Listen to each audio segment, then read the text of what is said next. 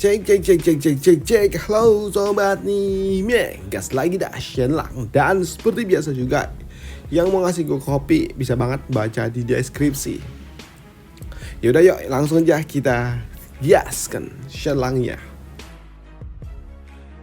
Mereview sedikit dari part sebelumnya. Saat ini Bang Yin Yuan mereka mendatang untuk dapat menagih sisa hutang yang dimiliki oleh keluarga Jin, yaitu 700.000 koin emas, dan tentunya itu adalah jumlah yang sangat amat banyak.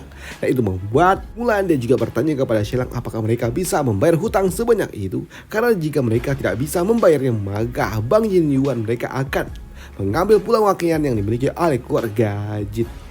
Sedangkan di sisi lainnya di rumah dari Jin Hui saat ini, gadis ini dia pun mendapatkan sebuah kabar dari para pekerja kalau keluarga Jin dalam kondisi yang tidak baik-baik saja. Bahkan mereka semua terancam akan dirumahkan karena memang keluarga Jin tidak lagi memiliki uang untuk dapat membayar gaji mereka, hingga membuat gadis ini dia pun tahu kalau keluarga Jin bangkrut, maka Jin Hui tentunya juga akan terancam, hingga membuat gadis ini dia pun tahu kalau sepertinya ini akan sangat amat berbahaya untuk Jin Hui. Dan sepertinya gadis ini dia juga mulai menaruh hati kepada Jin Hui. Namun ketika gadis ini dia sedang nguping, dia pun ditemukan oleh Jin Hui, yang membuat Jin Hui dia pun bertanya dari mana aja gadis ini. Di sini Jin Hui dia juga mendapatkan sebuah kabar kalau sepertinya keluarga Jin dalam kondisi yang enggak baik-baik saja, hingga membuat Jin Hui dia pun berencana untuk membawa gadis ini kembali pulang, kembali memulangkan gadis ini ke keluarganya. Di sini Jin Hui dia juga mengatakan kalau sebelumnya Shen Lang dia mengatakan kalau keluarga Jin dalam kondisi yang enggak baik-baik saja, dan gadis ini akan ada dalam kondisi yang bahaya jika dia terus berada di kediaman dari keluarga Jin, ujar dari Jin Hui. Tapi di sini guys, ini yang bernama Xiao Hong ternyata di sini dia enggak mau pergi, dan dia juga bertanya kepada Jin Hui apakah Jin Hui menyukai dirinya. Dan untuk Jin Hui dia pun tidak menjawab itu semua, tapi wajahnya menjawab itu semua dengan sangat jelas, hingga membuat di sini gadis Xiao Hong dia pun bertanya kepada Jin Hui apakah Jin Hui ingin dan juga mau menikah dengan dirinya. Dan untuk Jin Hui dia pun merasa kalau dirinya ini enggak layak untuk mendapatkan wanita secantik ini, ucap dari Jin Hui. Tapi untuk gadis Xiao Hong dia nggak peduli dengan itu semua, dan dia kini menyudutkan Jin Hui dan langsung kultivasi ganda. Waduh, langsung tanam benih gak tuh, yang membuat Jin Hui tentunya dia satu langkah di depan dari Shen Lang, karena Shen Lang belum pernah. Waduh. Sedangkan di sisi lainnya untuk Shen Lang saat ini dia pun juga sedang merenung tentang apa yang sebenarnya terjadi. Dia pun merenung kalau saat ini rencananya juga berjalan dengan lancar, tapi di sini Shen Lang dia juga tahu kalau rencananya ini akan berjalan dengan lancar jika saja Nona Shuqian dia berhasil melakukan tugasnya, ujar dari Shen Lang. Tapi di sini Shen Lang dia juga tahu jika saja Nona Shuqian dia gagal, maka rencananya benar-benar akan belepotan, hingga membuat Shen Lang dia juga berpikir apakah dia harus menyiapkan rencana cadangan, pikir dari Shen Lang. Tapi ketika Shen Lang dia sedang berpikir, datanglah seorang penjaga yang melaporkan kepada Shen Lang kalau ada beberapa orang yang datang untuk dapat menemui Shen Lang, di mana penjaga dia juga mengatakan kalau orang yang datang itu menagih hutang, ujar dari seorang penjaga, hingga membuat Shen Lang dia berpikir, bukankah Bang Yin Yuan baru aja pergi, ujar dari Shen Lang. Tapi di sini penjaga mengatakan kalau yang datang itu adalah keluarga Lin, yaitu Lin Mo, dan dia mengklaim kalau Shen Lang telah berhutang 1000 koin emas kepada dirinya. Dan karena juga itu telah terjadi beberapa waktu lalu, membuat patua Lin Mo dia meminta 1.300 sebagai bunganya, ujar dari penjaga itu, yang membuat Shen Lang halah. Ternyata itu yang datang adalah Lin Mo. Sebelumnya ketika Lin Zhao dia kenapa Lin Mo dia kabur. Dia takut jika aku menyerang dirinya. Dan sekarang ketika dia mendapatkan sebuah kabar kalau keluarga Jin dalam kondisi yang tidak baik-baik saja, dia berani datang untuk dapat merusuh. Sepertinya dia memang cari lawan, ujar dari Shen Lang. Tapi di sini Shen Lang dia juga berpikir, Kapan aku berhutang 1000 koin emas kepada dirinya, pikir dari Shen Lang. Dan benar saja kini Shen Lang pun pergi menemui Pak Tua Lin Mo, dan di sini untuk Pak Tua Lin Mo dia pun menagih 1000 koin emas kepada Shen Lang, dan juga 300 koin emas sebagai bunganya karena Shen Lang telah menjual resep pewarna yang sebelumnya telah dia berikan. Dan di sini orang tua ini dia pun mengklaim kalau formula itu adalah hasil yang didapatkan oleh Shilang dengan cara yang tidak sah. Jadi Shilang harus mengembalikan uang miliknya, ujar dari orang tua itu. Bahkan bukan cuma orang tua itu aja yang datang, dan di sini ternyata ada juga si bocah Zhu Tengil, di mana dia datang bersama dengan dua pejabat kekaisaran yang ada di ibu kota, di mana bocah Zhu dia pun menuduh Shilang telah berbuat sesuatu kepada bapaknya, ujar dari si Tengil itu. Dan untuk Shilang dia pun juga tahu siapa yang dibawa oleh bocah Tengil ini, dan itu adalah orang yang memiliki hubungan dengan keluarga Lin. Ternyata ini adalah sebuah rencana dari mereka, pikir dari Shen Lang. Tapi di sini Shen Lang dia juga bertanya kepada Pak Tua keluarga Lin, apakah Pak Tua ini kini dia mengambil alih bisnis yang telah ditinggalkan oleh keluarga Shu. Dan hal itu pun dibenarkan oleh orang tua ini, di mana orang tua ini dia pun mengatakan kalau dia kini mengambil alih bisnis yang telah ditinggalkan oleh keluarga Shu, hingga membuat Shen Lang dia pun sempat menawarkan diri untuk dapat menjalin kerjasama bisnis dengan keluarga Lin, karena memang Shen Lang dan juga keluarga Jin mereka menghasilkan pompong ulat sutra, ucap dari Shen Lang. Tapi untuk orang tua ini tentunya dia nggak akan mau, dan dia nggak akan mungkin mau bekerja sama dengan keluarga Jin, karena dia ingin menjatuhkan keluarga Jin. Dan untuk orang tua ini dia nggak peduli dengan apa yang diucapkan oleh Shen Lang, karena dia juga telah didukung oleh para bangsawan lainnya pula, dan dia juga meminta kepada Shen Lang untuk bayar hutangnya dulu, ucap dari orang tua itu. Bahkan saat ini Shen Lang dia juga dicecar pertanyaan dari pejabat kehakiman yang datang bersama dengan bocah Zhu, di mana orang tua ini dia pun mengatakan kalau dia adalah Wang Qike dan dia adalah seorang menteri dari pengadilan kekaisaran, dan dia juga datang ke tempat ini untuk bertanya kepada Shen Lang kemana Shen Lang sebelumnya pergi, karena dia mendapatkan kabar kalau Shen Lang pergi ke selatan, dan itu adalah waktu dan juga tempat yang sama yang dikunjungi oleh Patria keluarga Zhu terakhir kali sebelum dia pergi meninggoy, ujar dari orang tua ini. Jadi dia datang ke tempat ini untuk bertanya kepada Shen Lang, bertanya alibi dari Shen Lang, dan itu membuat Shen Lang dia pun berpikir, bagaimana bisa seorang pejabat besar datang ke tempat ini hanya untuk mengurus hal seperti ini, hingga membuat Shen Lang dia pun berpikir kalau sepertinya ada dalang besar di balik ini semua. Apakah itu adalah kaisar yang mengirim orang tua ini datang langsung untuk dapat menemui diriku? Tapi jika itu kaisar, harusnya nggak mungkin juga. Masalah sepele, masa iya kaisar sampai turun tangan, pikir dari Shen Lang. Tapi jika itu dilakukan oleh Pak Tua Gubernur Zhu, itu agak ya mungkin juga. Tapi orang tua itu harusnya nggak mungkin dong. Masa iya mau ngurus hal-hal remeh seperti ini, pikir dari Shen Lang, yang membuat Shen Lang ini semua sungguh sangat menarik. Dan itu membuat Shen Lang, oke. Di sini dia akan menyelesaikan dulu urusannya dengan Pak Tua Lin Mo. Dan itu membuat Shen Lang dia pun bertanya berapa banyak dia berhutang kepada Pak Tua Lin Mo. Dan untuk orang tua itu dia pun mengatakan kalau Shen Lang berhutang 1.300 koin emas, hingga membuat Shen Lang dia meminta kepada penjaga untuk menyiapkan 1.300 koin emas. Tapi di sini penjaga mengatakan kalau mereka nggak punya banyak uang.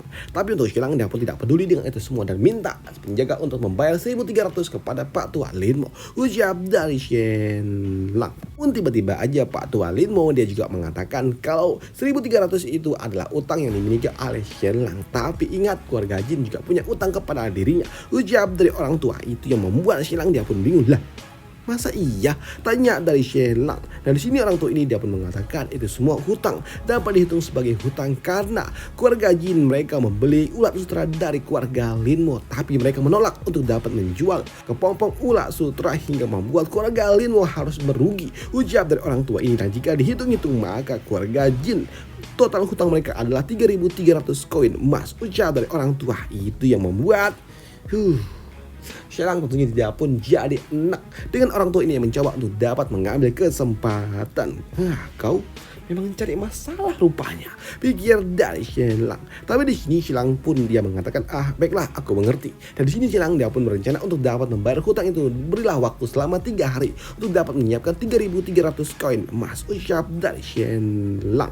Tapi untuk orang tua itu dia pun nggak mau. Dia nggak mau menunggu selama 3 hari dan itu harus dibayar sekarang, ucap dari orang tua itu, yang membuat Shen Lang di dalam hati, emang ngelunjak nih orang tua, lihat aja lu, awas lu, ucap dari Shen Lang di dalam hati. Tapi di sini Shen Lang dia pun mengatakan, baiklah, aku belum bisa bayar sekarang. Jadi bagaimana jika aku membayar 3.500 tapi ya besok 3 hari lagi lah aku bayar. Aku nggak bisa bayar sekarang dan aku akan menulis surat hutang dulu, ucap dari Shen Lang. Dan untuk orang tua ini, oke lah, baiklah. Dan dia pun nerima Xilang menulis surat hutang ujar dari orang tua itu. Dan beberapa saat kemudian kini surat hutang itu telah ditulis oleh Xilang yang membuat orang tua ini dia pun sungguh sangat senang dan dia langsung pergi. Dan setelah urusan dari Pak Tua Lin Mo selesai, kini Xilang dia pun harus kembali berurusan dengan keluarga Zhu, di mana si Tengyel ini dia pun mengatakan kepada Xilang harus bertanggung jawab tentang apa yang telah terjadi kepada bapaknya.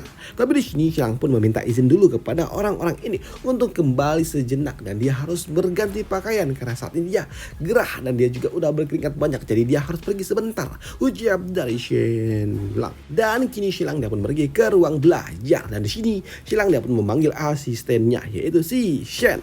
Si Shen ini dari sini Xilang dia pun meminta kepada Shen untuk membuat sedikit masalah, membuat kekacauan untuk keluarga Lin Mo, di mana Xilang dia pun meminta kepada si bocah Lin untuk pergi menuju mansion milik keluarga Lin, di mana Xilang dia meminta untuk merusak sedikit area kamar mandi yang dimiliki oleh keluarga Lin. Dan aku tahu kalau keluarga Lin mereka agak sedikit kotor di area belakang rumah mereka dan aku ingin kau membuat lebih kotor lagi dan juga aku ingin kau memberikan sedikit bubuk-bubuk ajaib yang memang telah aku siapkan ke makanan mereka dan itu akan membuat tempat belakang mereka, kamar mandi mereka akan menjadi kotor. Dari tempat itu akan penuh dengan zat metana karena memang kamar mandi yang mereka miliki sudah nggak lama dibersihkan dan itu akan membuat gas metana di tempat itu sangat-sangat banyak. Dan aku juga ingin membuat mereka agak sedikit kau harus buat pijakan kaki mereka di tempat itu rapuh dan aku ingin membuat mereka terbenam di dalam tempat yang seperti itu. Dan setelah mereka jatuh ke dalam sana dan bercampur dengan apa yang ada di bawah sana dan penuh dengan gas metana, aku ingin kau memberikan sedikit percikan api sebelum boom, keluarga kalian benar-benar akan tamat. Dan itu adalah cara yang paling bagus untuk keluarga Lin. Akhir dari keluarga Lin, ujar dari Xilang. Nah sekarang kau bisa pergi. Ujar dari Xilang yang memiliki rencana yang sangat mengerikan untuk keluarga Lin yang memang berani-beraninya buat masalah dengan dirinya. Dan itu membuat si Shishan dia pun berpikir kalau sepertinya Xilang sangat-sangat kejam. Bahkan dia juga nggak keberatan jika Xilang harus memilihnya, meminta kepada dirinya untuk dapat menyingkirkan orang-orang dari keluarga Lin. Tapi dengan cara yang seperti ini lebih mengerikan, ucap dari si Shishan. Dan dia juga yakin dengan ada orang yang seperti Xilang maka keluarganya tidak akan mungkin dapat terhentikan, ucap dari si Tengyel itu. Dan setelah si Shishan pergi, di sini Xilang dia pun memanggil Luo Bing untuk menyiapkan kotak ajaib yang dia miliki. Tapi di sini seorang pelayan pun datang dan juga melaporkan kalau orang-orang yang ada di luar sana mereka tidak lagi dapat sabar menunggu, ucap dari seorang pelayan hingga membuat Xilang dia pun mengatakan, ya tolong tunggu, suruh tunggu sebentar dan kau tolong tenangkan mereka, ucap dari Xilang. Dan di sini Xilang dia pun membuka kotak ajaib miliknya dan di sini Xilang dia pun tahu apa yang harus dia lakukan. Nah ini dia ucap dari Xilang. Dan kini Xilang dia juga mulai mentotol-totolin atau apa ya namanya, mengoleskan zat ajaib yang dia miliki yang akan membuat Xilang dia pun menjadi seperti ini, terlihat seperti nah cacar air.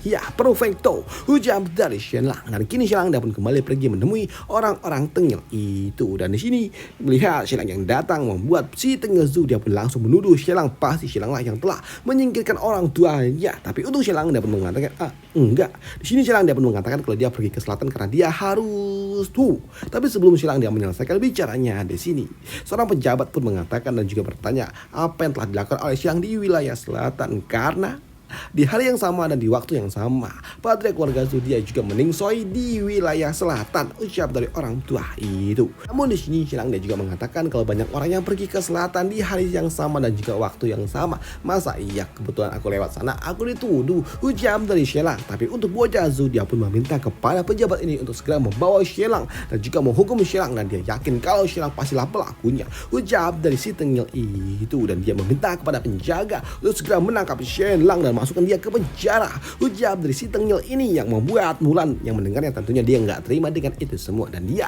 akan menghukum siapapun yang berani mendekati dirinya, ujar dari Mulan. Tapi di sini seorang hakim tua ini dia pun meminta kepada Mulan untuk tidak ikut campur karena ini adalah masalah yang sangat amat berbahaya, apalagi mereka juga telah diutus oleh kaisaran, hukum kekaisaran, ujar dari orang tua itu. Tapi untuk Xilang dia pun meminta kepada Mulan, tenang, kalem, jangan khawatir, ucap dari Xilang. Dan di sini Xilang, oke, baiklah, silakan tangkap dan bawa aku, ucap dari Xilang sembari dia mengangkat lengannya. Dan itu terlihat saat ini ada banyak bentolan-bentolan kecil di lengan dari Xilang hingga membuat bocah Zhu yang melihatnya dia pun Apa itu? Ujar dari bocah Azu dan dia berpikir, itu cecer air kah? Ujar dari Zu dan hal itu pun dibenarkan oleh Shelang. Di mana Shelang dia pun mengatakan kalau dia pergi ke selatan untuk bertemu dengan dokter terbaik yang ada di wilayah sana untuk dapat membantu dirinya menyembuhkan cacar air. Ujar dari Shelang yang membuat orang-orang itu pun langsung ngajir ketika mereka melihat kalau ternyata Shelang terkena cacar air. Dan ini adalah suatu penyakit yang sangat amat mengerikan di zaman itu karena memang belum ada vaksinnya.